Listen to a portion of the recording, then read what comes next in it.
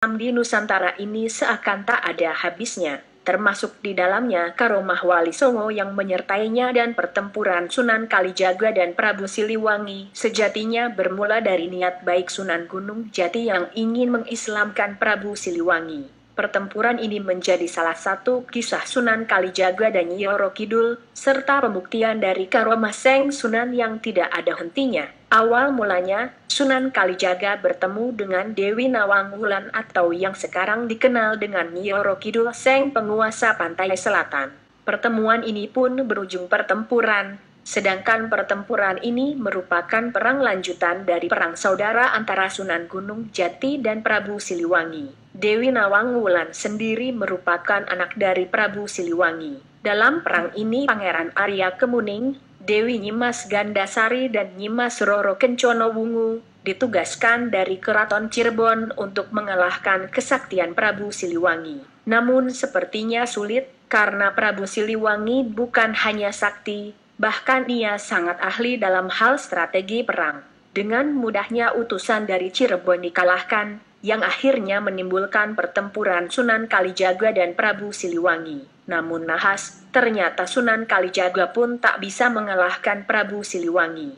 Berkat karomah Sunan Kalijaga, dengan berdoa kepada Allah saat tidak mendapatkan hasil, maka Sunan Kalijaga membawa Kanjeng Ratu Kidul untuk menghadap Sunan Gunung Jati. Di hadapan Sunan Gunung Jati, Ratu Kidul merasa malu karena dia tahu bahwa Seng Sunan pasti bisa membaca pikirannya. Wahai putri Prabu Siliwangi, hanya engkaulah yang mampu mengalahkan kesaktian ayahmu, maka dengan segala hormat pinjamkanlah Kalijaga tombak pusakamu yang bernama Tombak Karareksa, kata Kanjeng Sunan Gunung Jati pada Nyi Roro Kidul. Permintaan Sunan Gunung Jati ini bukannya ditolak oleh Nyi Roro Kidul, namun karena sebuah alasan bahwa pusaka suaminya. Dengan tertawa kecil, Sunan Gunung Jati pun berkata pada Sunan Kalijaga, "Wahai Rai Kalijaga, sesungguhnya tiada yang lebih mulia kecuali berpegang pada keagungan syiar Islam. Nikahlah dengannya, Ratu Kidul, atas nama Islam dan bukan karena nafsu."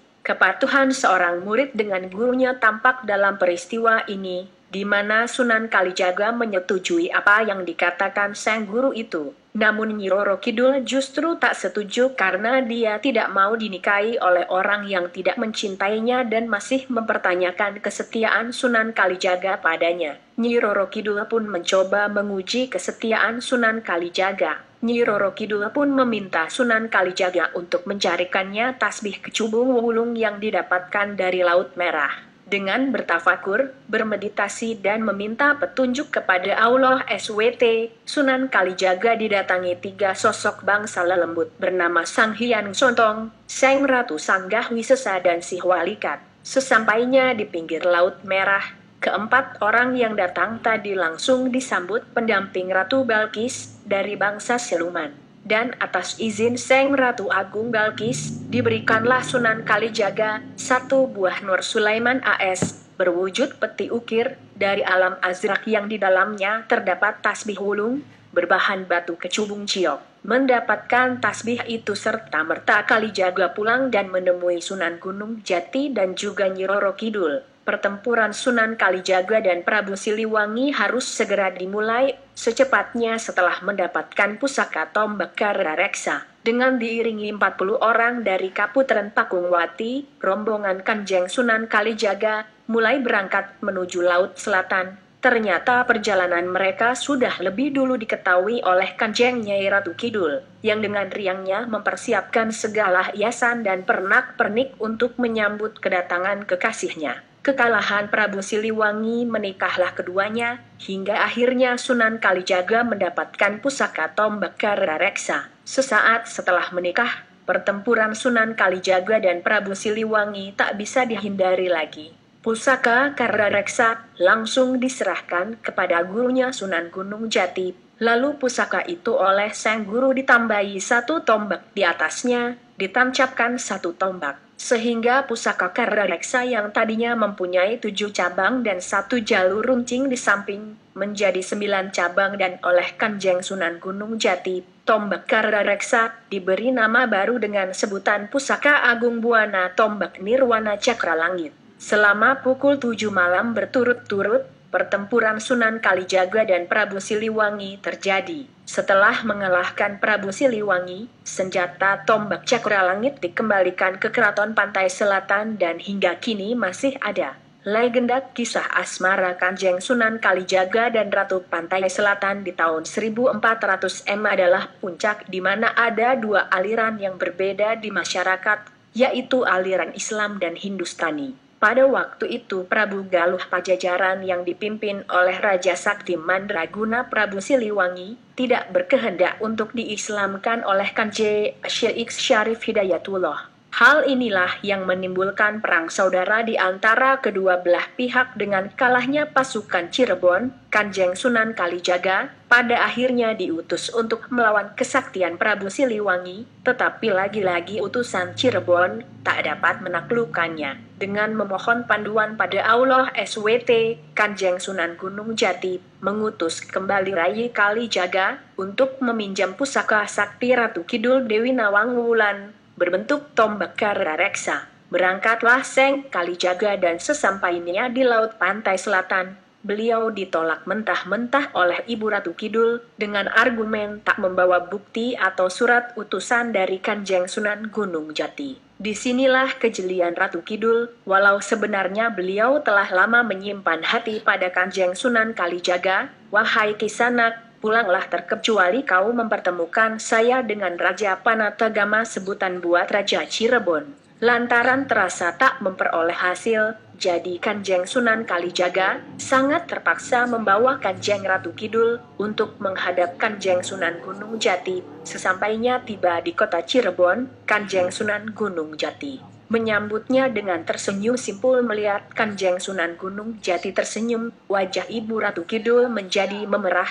Beliau sangatlah malu serta takut lantaran Seng Sunan dapat membaca pikirannya. Lihat Kanjeng Sunan Gunung Jati tersenyum. Ibu Ratu Kidul segera sesampainya di dalam kaputren, Sunan Gunung Jati segera memanggil Kanjeng Ratu Kidul atau Dewi Nawang Wulan, putri Prabu Siliwangi, dari istri kedua, Ratu Palaga Inggris. Sesampainya di dalam kaputren, Sunan Gunung Jati segera memanggil Kanjeng Ratu Kidul atau Dewi Nawang Wulan, putri Prabu Siliwangi, dari istri kedua, Ratu Palaga Inggris. Wahai putri Prabu Siliwangi, cuma dikau yang dapat menaklukkan kesaktian ayahandamu. Pinjamkanlah Kalijaga pusakamu yang bernama tombak kara reksa. Jelaskan Kanjeng Sunan Gunung Jati kepada Ratu Kidul. Ampun Gusti Susuhunan Panatagama, saya cuma memberi pusaka itu pada suamiku kelak, kata Ibu Ratu Kidul. Dengan tertawa kecil, Sunan Gunung Jati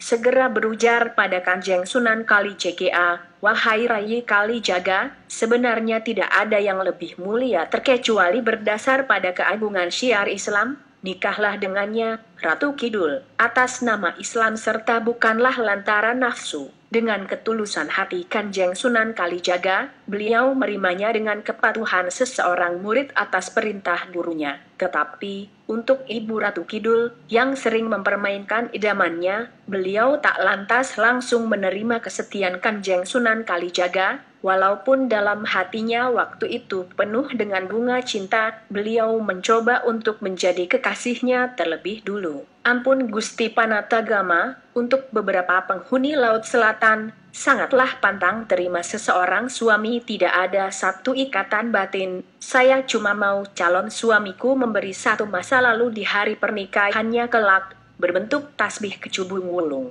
yang datang dari Laut Merah. Selepas hasrat Ratu Kidul terpenuhi, Sunan Gunung Jati segera mengutus Kanjeng Sunan Kalijaga untuk mencari apa yang menjadi syarat dari Kanjeng Ratu Kidul. Lantas Seng Sunan mohon undur diri untuk melakukan tugasnya. Beliau segera pergi ke Gunung Ciremai, menggerakkan tafakur serta minta perlindungan pada Allah SWT. Pada malam keempat, Kanjeng Sunan mendapat sebuah isyarat yang tidak diketahui pasti dari mana datangnya, yang menyampaikan bahwa akan tiba seorang yang menuntun untuk temukan di mana tasbih wulung kecubung berada. Atas izin Allah, siang harinya 3 sosok manusia yang datang dari bangsa lelembut bernama Sang Hyang Sontong, Seng Ratu Sanggah Wisesa serta Si Walikat datang menghampirinya. Ketiganya segera mengungkapkan kemauan baik mereka untuk menolong Seng Sunan dalam pencarian tasbih wulung kecubung.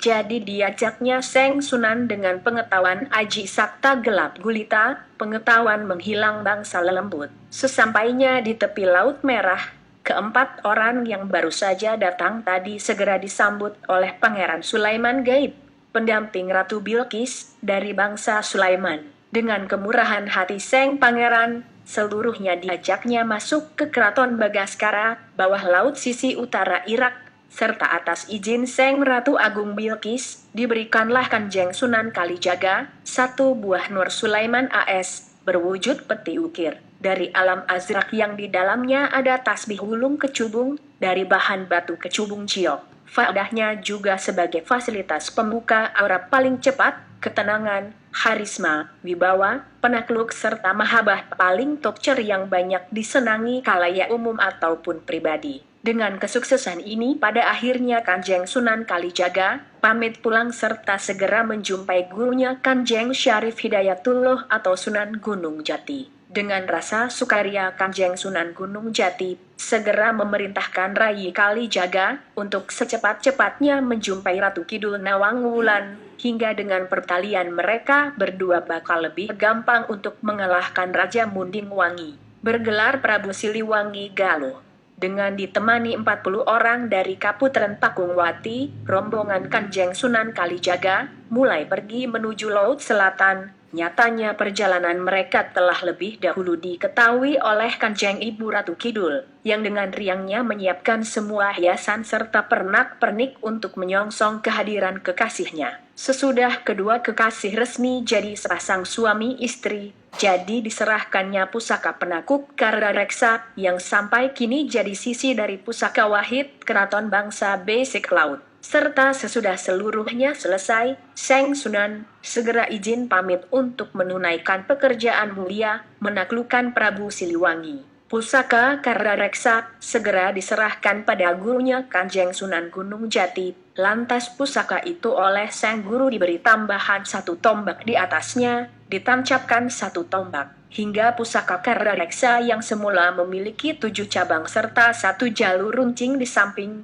jadi 9 cabang serta oleh Kanjeng Sunan Gunung Jati. Tombak Karda Reksa dinamakan baru dengan sebutan Pusaka Agung Buana Tombak Nirwana Cakra Langit. Dengan pusaka Cakra Langit, pada akhirnya Prabu Siliwangi dapat ditaklukkannya lewat perang tanding sepanjang pukul 7 malam berturut-turut serta tombak Cakra Langit sendiri pada akhirnya dimuseumkan kembali di Keraton Laut Pantai Selatan. Lantaran ilmu-ilmu dan kemampuan pribadi yang dimiliki itu, akhirnya Sunan Kalijaga termasuk salah seorang anggota kelompok Wali Songo atau Wali 9 yang bergerak di bawah pengaturan kekuasaan Sultan Patah di Demak. Beliau ditugaskan oleh kelompok Wali Songo ini untuk menggarap masyarakat di daerah-daerah pedalaman yang kondisinya sangat rawan, karena perilaku kehidupan mereka yang sangat tidak terpuji. Misalnya di daerah yang sering terjadi pencurian dan pembunuhan, di daerah yang masyarakatnya suka berjudi, meminum minuman keras dan lain sebagainya.